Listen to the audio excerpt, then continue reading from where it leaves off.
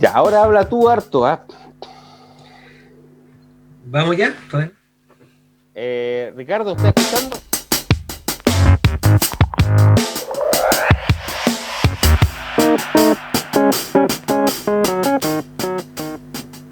Bueno, vecino, volvemos con informe comunal, conjuntamente con el abogado Víctor Aro. Pasamos a conversar ahora sobre qué contiene la Constitución. Hemos dado una temporada de capítulos que nos hemos propuesto capacitar a la comunidad sobre qué es la Constitución Política de la República para que su voto este 25 sea informado. Usted tiene que saber de qué está votando. Hemos recorrido ya bastantes capítulos, hemos visto las bases de la institucionalidad, hemos visto los derechos y deberes, nos saltamos a la administración interior del Estado a raíz de hechos puntuales y hoy día vamos a conversar dos temas importantes. Uno, que es el derecho a protección, que no puede faltar en la nueva Constitución, y vamos a hablar sobre una figura o personaje relevante, el presidente de la República. Así que, Víctor, no sé, ¿tú qué nos podías empezar a hablar sobre esta institución o mecanismo tan importante que es el recurso de protección? Bueno, el recurso de protección es una de las, cuando fue una de las novedades que trajo la Constitución actual, digamos, y se trata de, ya lo dijimos, ¿cierto? Tenemos una serie de derechos reconocidos constitucionalmente y lo estudiamos en algún momento, los pasamos todos. Pero cuando uno tiene derechos, ¿cierto? Tiene que también tener una forma de hacerlos valer, una forma de que te lo respeten.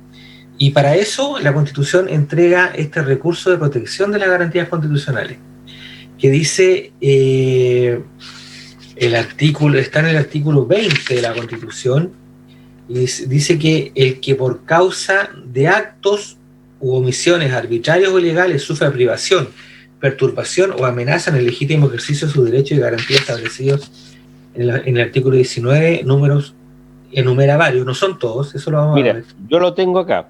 El derecho a la vida y a A la la integridad vida, física y psíquica, la igualdad igualdad ante de la la ley, ley, igualdad de protección de los derechos sobre para evitar comisiones especiales, respeto a la vida y la honra a las personas y su familia, inviolabilidad del hogar y toda forma de comunicación, libertad de conciencia, la salud, pero solamente el derecho a elegir el sistema de salud. Acá tenemos una deficiencia. La libertad de enseñanza, la libertad de emitir opinión y la de informar, de formar. derecho a reunirse pacíficamente, derecho a asociarse sin permiso previo, derecho al trabajo, derecho a sindicalizarse, derecho a desarrollar cualquier actividad económica, la de no discriminación arbitraria en el trato que deben dar al Estado en materia económica, libertad para adquirir el derecho a toda clase de bienes, el derecho a propiedad y la libertad de crear y difundir actos. Así es. Recordemos que en algún momento dijimos también que el derecho a desarrollar cualquier actividad económica, que es el 21 creo, ¿cierto? Tiene una doble protección, porque además del recurso de protección existe el recurso de amparo económico, que es menos conocido, pero también existe así. Entonces, todos estos recursos, ¿cierto? O todos estos derechos uno los puede proteger e incluso este es un recurso relativamente sencillo de interponer, se presenta en la Corte de Apelaciones respectiva, ¿cierto? En el caso nuestro, esto, aunque sea en cualquier parte de la región, esto se presenta en la Corte de Apelaciones de Punta Arenas, ¿ya? Entonces, y no es necesario tener un abogado que te patrocine para esto. Incluso el personal de la corte, yo lo he visto cuando mucha gente por su cuenta necesita hacer un recurso de protección, el personal de la corte lo asiste le explica un poco cómo lo tiene que hacer. Esto se refiere a los derechos que ya señalábamos, ¿cierto? Y son de resolución relativamente rápida, y también han creado, se ha producido, me acuerdo, algunos hablan como de la constitucionalización del derecho o digamos relativamente, incluso hasta de abuso del recurso de protección. Hay situaciones que siguen, ¿cómo podría decirse? Sufrieron una una inflación, por decirlo así, como pasó con la ISAPRE, el recurso de protección Claro. contra las alzas de los planes de ISAPRE, pasó a ser una industria para muchos abogados. Y la verdad es que si uno ve los ingresos de recursos de protección, la gran mayoría son de esos contra ISAPRE. Aunque eso se resuelve relativamente rápido y casi así como en serio, porque nunca la decisión es distinta. Pero no, veamos, algunos siempre estos recursos a veces suelen tener suelen tener alta difusión, sobre todo cuando se refiere a temas.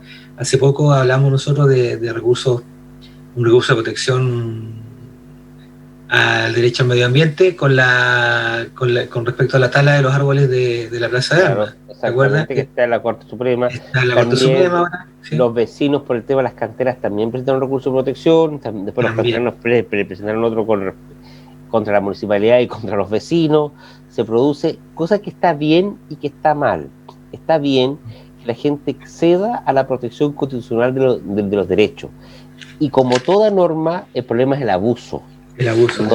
Cuando de repente se presenta el recurso de protección que no tiene ningún sentido y que también hace que se pierda tiempo en cosas que no tienen ningún norte. Pero está bien que la gente pueda acceder a esto y ojalá... A veces ocurre también que se presentan contra organismos que no tienen nada que ver en las decisiones. O sea, y a veces, claro, y la misma Corte los declara inadmisibles por lo mismo. O sea, exactamente, pero esto...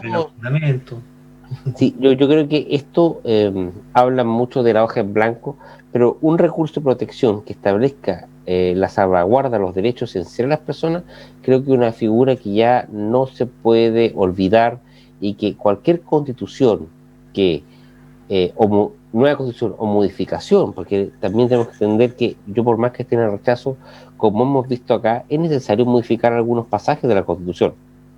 Debe mantener el recurso de protección porque es una de las figuras más importantes de la Constitución de 1980, de que al final asegura el derecho a las personas y también elimina este distanciamiento entre las personas, entre los ciudadanos y la norma, porque para un procedimiento ordinario tenemos que ir donde un abogado, en un procedimiento que se puede demorar años, mientras que cuando se recurre de protección, el procedimiento es rápido, en 2 meses puede estar fallado.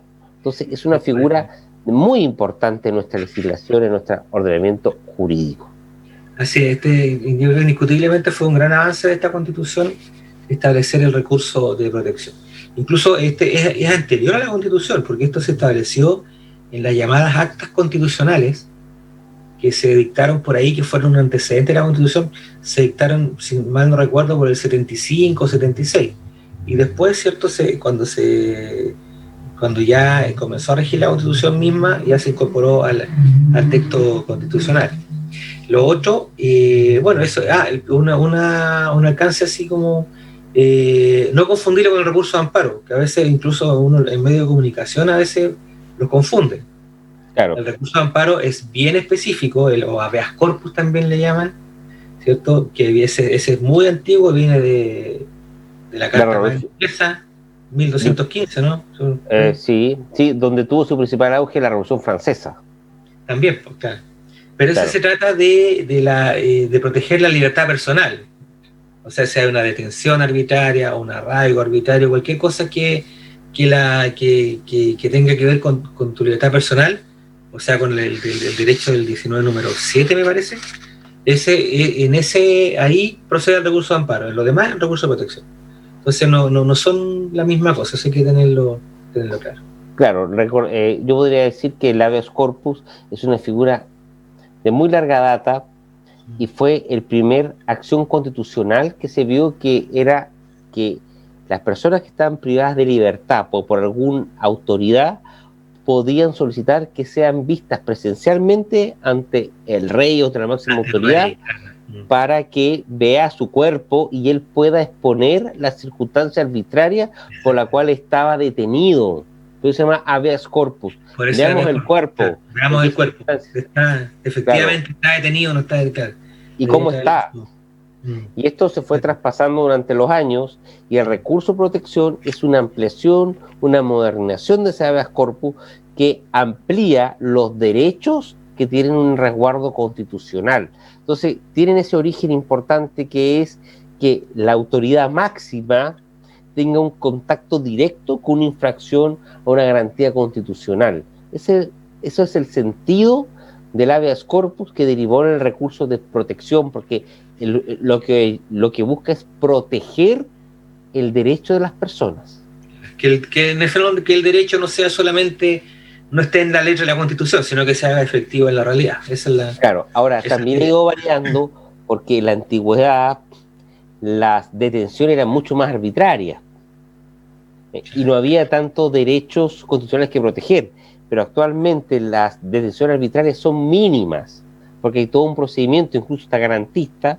Por lo tanto, no hay tanto habeas corpus, pero sí se ha ampliado la gama de derechos constitucionales. Entonces, lo que antiguamente era mucho más importante que el habeas corpus, o mucho más utilizado, ahora es muy poco utilizado, y se da mucho recurso de protección. Yo creo que el habeas corpus se terminó de ocupar cuando el giro doloso de cheques ya no fue delito. Porque antes, yo te digo, años atrás, los abogados más antiguos se recordarán, con el antiguo proceso se presentaba habeas corpus en función del Pacto de Costa Rica, que prohibía la prisión por deuda. La prisión por deuda. Entonces, los que se encontraban ya aquí en la cárcel de Punta Arenas, cuando estaba ahí en Colón, que yo alguna vez fui, ya cuando era muy joven, presos por cheque, se presentaba un habeas corpus bajo esa norma y eran liberados. Inclusive tenía una transmisión muy corta, eran 24 horas, se presentaba y se veía 2 días después, era algo muy rápido. Claro, así es. Bueno, entonces, eso en cuanto a los derechos y deberes constitucionales, le dedicamos harto tiempo a eso, porque es muy importante, ¿cierto?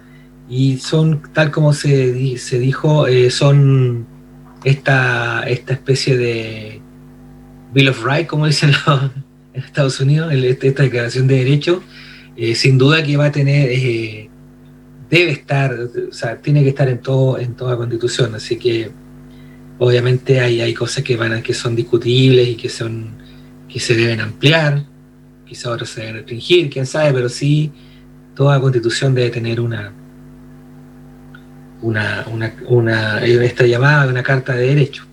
Exactamente, sí, eso es fundamental para toda la sociedad. Incluso la misma Constitución de Estados Unidos, cuando la redactaron, se dieron cuenta al poquito después de que no la tenía, y ahí empezaron con las famosas enmiendas, que son las primeras, no sé cuánto, que esa es la carta de derechos que tuvieron que hacer para este efecto.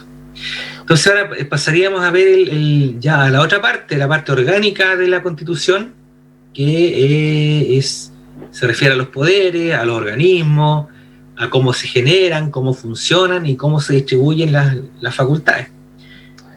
Partiendo por el presidente de la República, ¿cierto? Exactamente, el capítulo 4, el gobierno habla del presidente de la República. Dice, artículo 24. El gobierno y la administración del Estado corresponden al presidente de la República, quien es el jefe del Estado. Su autoridad se extiende a todo cuanto tiene por objeto la conservación del orden público en el interior y la seguridad externa de la República, de acuerdo con la Constitución y las leyes. El 1 de junio de cada año, el presidente de la República dará cuenta al país del estado administrativo y político de la nación ante el Congreso Pleno. Claro. Esa modificación es de hace un par de años, porque era el 21 de mayo tradicionalmente la ceremonia de cuenta pública. Exacto, y creo que este año incluso se postergó por el tema de la pandemia. Se postergó por la pandemia, sí. Sí, la verdad es que, ¿por qué cuando hablamos de los poderes, la Constitución parte con el presidente de la República? Porque vivimos en un régimen presidencial, ¿cierto? ¿Qué significa eso? Significa que existe separación de poderes, hay un ejecutivo, un legislativo y un judicial, por supuesto, se elige por separado, a diferencia de lo que pasa en un régimen parlamentario, en que en que, por ejemplo, hablemos, no sé, de España, Inglaterra. En Inglaterra la gente no votó por Boris Johnson directamente, ¿cierto? Votó por el Partido Conservador o el candidato del Partido Conservador en cada distrito, y como el Partido Conservador ganó la mayoría de la Cámara de los Comunes, que se llama ya, que es como nuestra Cámara de Diputados, ellos nombran a su jefe de bancada, digamos, lo nombran como jefe de gobierno, ¿ya? Porque Claro. acá decía presidente, jefe de Estado y jefe de gobierno. Allá no. Allá está el monarca, que es jefe de Estado, una figura que no, como se dice, reina pero no gobierna, y el primer ministro, que es el jefe de gobierno. O como pasa en Alemania, ¿Cómo pasa en Alemania? que hay una figura que es el jefe de gobierno, que es la canciller, y también hay un presidente que es el jefe de Estado. Que nadie sabe cómo se llama siquiera, no tiene ninguna importancia. No tiene ninguna importancia, pero sí lleva toda la administración del Estado, porque esta figura de la jefe de gobierno y jefe del Estado hace que se politice mucho la función del Estado. Claro. Mientras que la diferencia entre jefe de Estado y jefe de gobierno hace que haya una diferencia entre qué es lo que es la administración del Estado y qué es lo que es las políticas públicas, que son diferentes. Lo permanente y lo que puede variar. Claro. Y además entiendo que estos jefes de Estado tienen la representación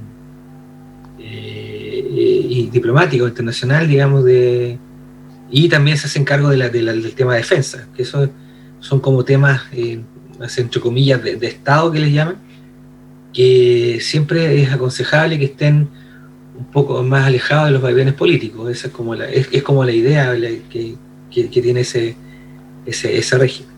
Pero bueno, en nuestro caso, ¿cierto? Tenemos un régimen presidencial. El presidente no solo se elige por separado, sino que es la autoridad más importante. Sabemos que es cosa de ver las elecciones nomás, para nosotros siempre la elección más importante es la presidencial. Y el presidente, ¿cierto? Se elige, tiene un periodo que dura cada 4 años, se elige en un sistema de elección directa, en que gana el que tenga más de la mitad de los votos, o 50 más 1, o el 50% más 1, ¿ya? Y en primera votación.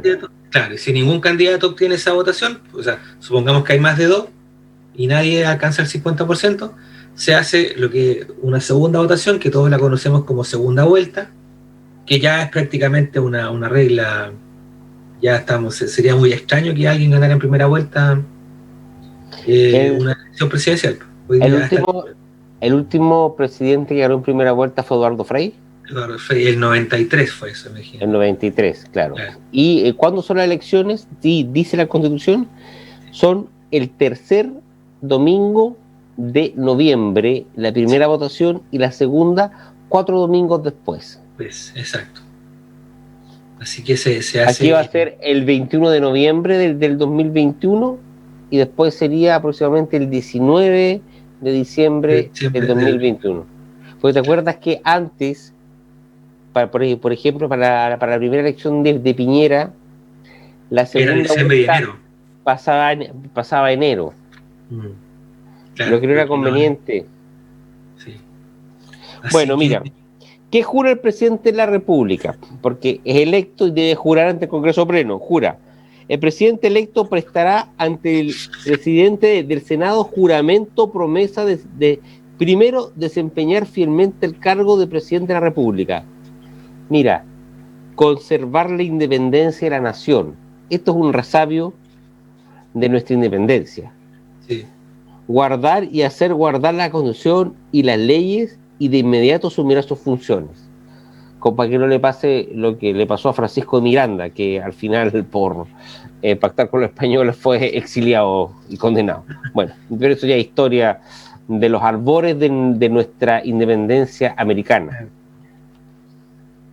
Claro, ese juramento tiene mucha tradición, o sea, tiene cosas que incluso hasta pueden sonar como un poquito extemporáneas, y me parece que incluso se plantea en términos de juráis o prometéis, desempeñar fielmente. En la vuelta a la democracia, han prometido el presidente Lagos, y la presidenta Bachelet. Han jurado el presidente Elwin, Frey y Piñera. Sí. Así es. Porque se jura ante Dios y se promete ante la honra. Ante tu honor, claro, algo así. Ante tu honor. O sea, jurar es poner a Dios por testigo. Exacto. Esa es la diferencia. Ya, entonces, bueno, básicamente ese es un proceso de elección.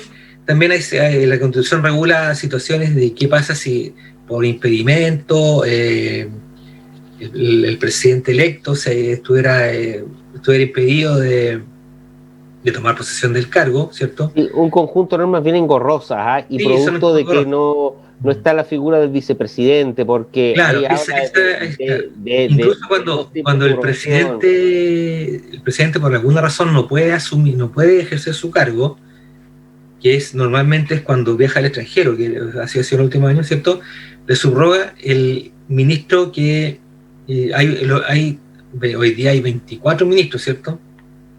Cosa que a mí me parece un exceso, pero el tema para otro. Hay 24 ministros, pero esos ministros tienen un orden de precedencia, ¿cierto? Correcto. Y ahí en ese orden subroga, pero no subroga no con el título de presidente subrogante, sino que subroga como un vicepresidente. De la República. Que es Interior, Exterior, Hacienda. Parece, sí, Defensa, Sepres, pero normalmente lo hace, es muy raro que pase del ministro del ministro del Interior, ¿no? Ahí es muy... Pero se puede cambiar, Sí, es que la presidenta Bachelet cambió el orden en alguna oportunidad, me parece, cuando estaba el ministro Saldívar, si no me equivoco. Bueno, pero esa historia. Sí. Bueno, pero ahora, ¿qué es lo que hace el presidente de la República? ¿Cuál es su trabajo? Eso está establecido en el artículo 32 de la Constitución. Dice, artículo 32 de la Constitución, son atribuciones especiales del presidente de la República: concurrir a la formación de las leyes, pedir, indicando los motivos que se cita a sesión cualquiera de la rama del Congreso Nacional, dictar previa delegación la facultad del Congreso decretos con fuerza de ley, esto es importante, convocar a plebiscito, declarar los estados de excepción constitucional, los casos y formas que se señalan en la Constitución, como es hoy día, como estamos ahora. Él tenía la obligación de dictar el estado de catástrofe. Perdón, Alejandro, esta es importantísima, la primera, cuando dice concurrir a la formación de las leyes. O sea, aquí tenemos, por eso me acuerdo que explicaban los profesores de Derecho Constitucional, por eso la Constitución habla de gobierno, Congreso Nacional, y solamente al Poder Judicial lo llama poder. No habla de Poder Ejecutivo, Poder Legislativo. ¿Por qué? Porque la función legislativa obviamente es del Congreso, pero también participa y en forma muy importante el presidente de la República. En la iniciativa. Tiene iniciativa exclusiva incluso en alguna materia. En todas las materias que tienen que ver con presupuesto. Claro, y maneja las urgencias, también es un tema que... Sí. Entonces, por eso, reitero, estamos en un régimen presidencialista, en que el presidente de la República tiene cierta preeminencia entre los poderes del Estado. Incluso tiene facultades judiciales, como son las de otorgar indultos. Un indulto es una... Exacto. Es una función estrictamente judicial que también en este caso se ejerce por el Congreso. Perdón, por el presidente. Exacto. Después continúa. ¿Cuáles son las facultades? Ejercer la potestad reglamentaria, nombrar y remover a su voluntad los ministros de Estado, subsecretarios, delegados presidenciales regionales y delegados presidenciales provinciales, designar a los embajadores y ministros diplomáticos, nombrar al Contralor de la República con acuerdo del Senado. Aquí hay un proceso inverso a lo que se produce con los ministros de Corte Suprema, que el presidente propone la terna y el Congreso decide. En el caso del Contralor es al revés. El Congreso propone y el presidente el que designa. Dice 10. Nombrar y remover a los funcionarios que la ley denomina como exclusiva confianza, como por ejemplo los intendentes regionales, los seremis. Conocer conceder jubilaciones, retiro y montepíos, nombrar a los magistrados y fiscales judiciales de la Corte de Apelaciones, velar por la conducta ministerial de los jueces y demás empleados del Poder Judicial, otorgar indultos particulares, conducir las relaciones políticas, designar, remover a los comandantes en jefe. Bueno, se nos acaba el programa, pasó volando. Hemos tratado de darle, vecino, la información con respecto a cuáles son las funciones del presidente de la República y capacitarlo usted para que vaya a votar de la mejor forma este 25 de octubre. Así que, Víctor, tus palabras al cierre. Bueno, esperamos haber ayudado a aclarar ciertas materias de la Constitución dentro del espacio que tenemos y con la función, ¿cierto?, con la misión que nos hemos dado de que usted vaya a votar informadamente, o muy bien informado, mejor dicho, cuando le corresponda hacerlo el día 25 de octubre. Así es, pues bueno, yo me despido, se despide el concejal Alejandro Soler, como siempre con la premisa, ante la pandemia que nos está afectando, vecino, cuídese, cuide a su familia, cuide a otro vecino, use su mascarilla y cumpla y fiscalice la ordenanza de uso de mascarillas que tanto costó sacar. Así que, vecino, nos despedimos, que esté bien y cuídese. Nos vemos pronto, hasta luego.